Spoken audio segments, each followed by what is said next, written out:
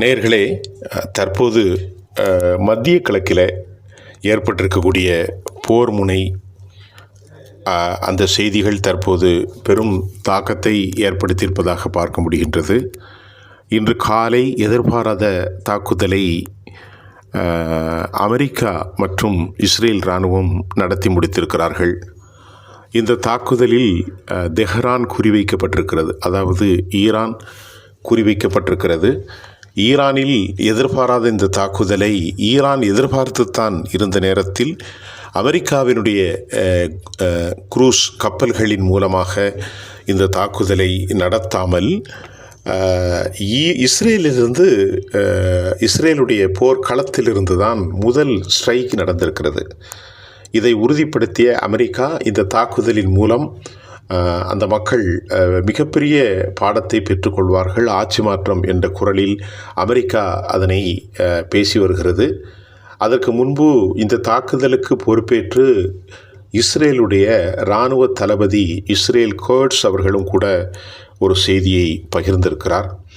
இந்த நிலையில் மத்திய கிழக்கில் ஏற்பட்டிருக்கும் இந்த தாக்குதலுக்கு ஈரான் எதிர்வினை ஆற்றியிருப்பது மேலும் பல சிக்கல்களை, போர் முனை எஸ்கலேஷன் எல்லையற்று செல்வதா, இது அடுத்த கட்டம் எவ்வாறு இருக்கும் என்பதை நாம் ஒரு சர்வதேச அனலிட்டிக்கல்ஸ் என்று சொல்லக்கூடிய அளவிற்கு ஒரு செய்தியை தருகிறோம். இன்று நண்பகல் பின்னர் மாலை 3 மணிக்கு தகவலின்படி சர்வதேச ஏடுகளான வெளிநாட்டு செய்திகளின் மிக முக்கிய போர்க்கள செய்தி, களமுனையிலிருந்து கிடைத்த செய்தியின் பின்னணியில் தாங்கள் பழிவாங்கப் போவதாக, நசுக்கி விடுவோம் என்றும் 2 முனைகளிலும் இருந்தும் வார்த்தைகள் கட்டுப்படுத்த முடியாத அளவிற்கு இருந்தது. குறிப்பாக அமெரிக்காவினுடைய தரப்பில் அமெரிக்க அதிபர் டொனால்ட் ட்ரம்ப் உக்கிரமாக பேசினார். அவருடைய வார்த்தையில் நாங்கள் அனிஹிலேஷன், நிச்சயமாக IRGC மற்றும் ஈரானுடைய ஏவுகணை தளங்கள், ஈரானுடைய அணு தளங்கள் அனைத்தையும் அழிக்கப் போகிறோம், லே டவுன், ஆயுதங்களை அவர்கள் மௌனிக்க வேண்டும் என்றும் ஈரானுக்கு உச்சபட்ச அளவிலே ஒரு கோரிக்கையை அமெரிக்க அதிபர் டொனால்ட் ட்ரம்ப் அவர்கள் வைத்தார். அதே நேரத்தில் அமெரிக்கா தனது பார்வையில் அணு ஆயுதங்கள் என்ற பேச்சே இன்றல்ல என்றும் அவர்கள் இருக்கக்கூடாது என்றும், அதே போன்று பலிஸ்டிக்ஸ் ஏவுகணைகளை மட்டுப்படுத்த வேண்டும் என்றும், ப்ராக்சிகளுக்கு ஆயுதங்களை கொடுப்பதை ஒரு பெரும் உலகின் பயங்கரவாத கும்பல், அமெரிக்க மக்களுக்காக நான் இந்த வேலையை செய்கிறேன் என்றும் அமெரிக்காவிலிருந்து வெள்ளை மாளிகையின் அதிபர் டொனால்ட் ட்ரம்புடைய இந்த தாக்குதலுக்கு பின்பாக அவர் பதில் சொல்லியிருந்தார். அதனூடே உடனடியாக பெஞ்சமின் நெத்தானியாகு ரெஜிம் சேஞ்ச் என்பதை சுட்டிக்காட்டும் விதமாக இந்த தாக்குதலின் மூலமாக அந்த மக்களுடைய வாழ்க்கையை உறுதி செய்து கொள்வது அவர்களின் கையில்தான் இருக்கிறது என்றும் அவர் கூறியிருப்பதையும் நாம் இப்போது கவனத்தில் எடுத்துக்கொள்ளக்கூடியதாக இருக்கின்றது. இச்சூழலில் மிக முக்கியமாக ஈரான் ரிட்டாலியேஷன் என்ற அடிப்படையில் ஈரானுடைய நிலைகளில், ஈரானுடைய ஃபர்தோஸ் இஸ்பஹானில் அவர்கள் தாக்குதலை நடத்தியிருக்கிறார்கள். இஸ்பஹானுடைய தாக்குதலுக்கு பின்னால் ஈரானுடைய உச்சபட்ச தலைவர் சையத் அலி கமெனினுடைய அலுவலகம், அணு ஆயுத நிலைகள் மற்றும் தெஹ்ரானில் 2-3 பகுதிகளிலும் தாக்குதல்கள் வெடித்து சிதறியதாக சொல்லப்படுகின்றது. இதன் மூலமாக கொல்லப்பட்டவர்கள் எண்ணிக்கை இன்றும் தெரியவில்லை. அதே நேரத்தில் பதிலடி மிக கொடூரமாக இருக்கலாம் என்றும் ஈரானுடைய வெளிவிவகாரத்துறையின் சார்பில் வெளியிடப்பட்ட ஒரு செய்தி முன்னால் வந்த பின்பு தற்போது அபுதாபி, குவைத் மற்றும் பஹ்ரைனில் அமெரிக்க நிலைகளில் அவர்கள் தாக்கியிருப்பதும் செய்திகளாக வந்து கொண்டிருப்பதையும் நாம் உற்று நோக்கக்கூடிய ஒரு செய்தியாக இருந்து கொண்டிருக்கிறது. ஆக இந்த கொதிநிலையின் பால் மத்திய கிழக்கு முழுவதும் ஒரு அடுத்த கட்டத்திற்கு செல்வதாக இருக்கிறது. இது குறித்து உலகத் தலைவர்கள் இன்று மாலைக்கு மேல் செய்திகள் வரலாம் என்று நம்புவதற்கான வாய்ப்புகள் உண்டு.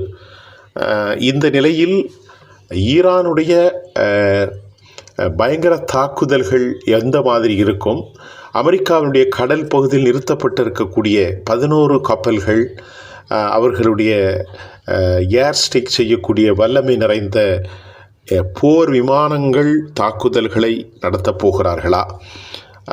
ஈரான் இதனை எப்படி எதிர்கொள்ளப் போகிறது? ஈரான் தன்னிடத்தில் இருக்கக்கூடிய ICBM என்று சொல்லக்கூடிய வலுவான பலிஸ்டிக்ஸ் ஏவுகணைகள் மூலம் அவர்கள் தாக்குதலை நடத்தலாம் என்றும் அதிர்ச்சி தகவல்கள் வந்து கொண்டிருக்கிறது.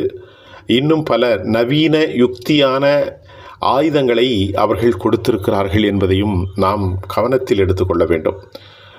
இது மாதிரியான நிலைகள் தொடர்கின்ற போது மத்திய கிழக்கின் மூலம் உலக பொருளாதாரம் மிகப்பெரிய அளவிலே பாதிக்கப்படும். குறிப்பாக ஹெர்மூஸ்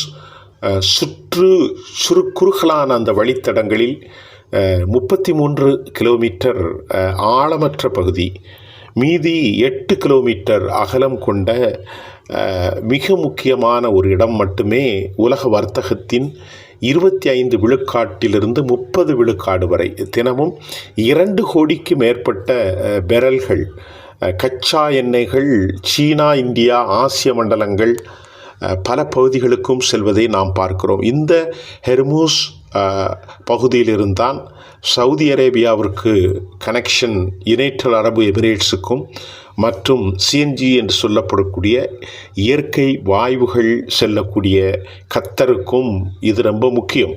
ஆக சர்வதேச நாடுகளின் ஆயில் வியாபாரம் உலக பொருளாதாரத்தையும் அமெரிக்காவினுடைய டாலர் மதிப்பையும் நிலைப்படுத்துகிறது.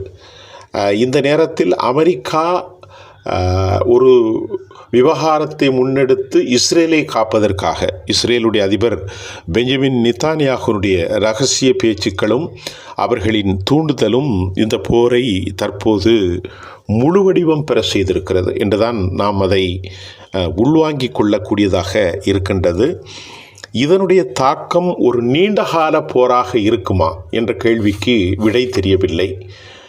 பீட் ஹெர்ட்ஸ், குறிப்பாக அமெரிக்காவினுடைய டிஃபென்ஸ் செக்ரட்டரி பீட் ஹெர்ட்ஸ், அமெரிக்காவுடைய எக்ஸ்டர்னல் அஃபேர்ஸ் மார்க்கோ ரூபியோ, மூன்றாவது அமெரிக்காவினுடைய அதிபர் டொனால்ட் ட்ரம்ப், அமெரிக்காவினுடைய சென்காமின் தலைவர் கப்பற்படை கூப்பர், அமெரிக்காவினுடைய முக்கூட்டு படைகளின் தலைவர் டேவிட் கெயின், இவர்கள் அனைவரும் நேற்று ஒரு விரிவான பேச்சுவார்த்தையை நடத்திய போது அவர்கள் அனைவரும் போர் செய்ய வேண்டும் என்பதை பீட் ஹெர்ட்ஸ் வலியுறுத்தினார். அதே போன்று எப்போதும் யூதர்களின் ஆதரவாளராக இருக்கும் மார்க்கோ ரூபியோ கடும் எச்சரிக்கை தெரிவித்தார். இவர் வெளிவிவகாரத்துறை அமைச்சர். அதே போன்று அமெரிக்காவினுடைய கத்தோலிக்க கிறிஸ்தவத்தை சார்ந்தவராக பார்க்கப்படும் JD வான்ஸ் இது ஒரு நீண்டகால போர் இல்லை என்ற ஒரு வார்த்தையை அவர் பதில் செய்திருக்கிறார். அது மட்டும்தான் இப்பொழுது ஒரு நம்பிக்கையாக இருக்கின்றது. போர் துவங்கிவிட்டது. பதிலடி எப்படி இருக்கப் போகிறது, அதனுடைய தாக்கங்கள், மக்கள் எப்படி கொல்லப்பட போகிறார்களா அல்லது சமாதானம் ஏற்படுவதற்கான வாய்ப்பில்லை. ஏனென்றால் 4 சுற்று 3 சுற்று முடிந்தும் வரக்கூடிய மார்ச் 2ஆம் தேதி ஜெனீவாவில் நடக்கும் அந்த பேச்சுவார்த்தையில் ஏதாவது IAFின் மூலமாக ஒரு சமாதானம் வரலாம் என்று எதிர்பார்த்த நிலையில் அதற்கான கதவுகளும் மூடப்பட்ட நிலையில் உச்சபட்ச போர் இப்போது ஆரம்பித்திருப்பதை நாம் உள்வாங்கிக் கொண்டிருக்கிறோம். மீண்டும் அடுத்த செய்தியில் உங்களை சந்திக்கின்றோம். நன்றி.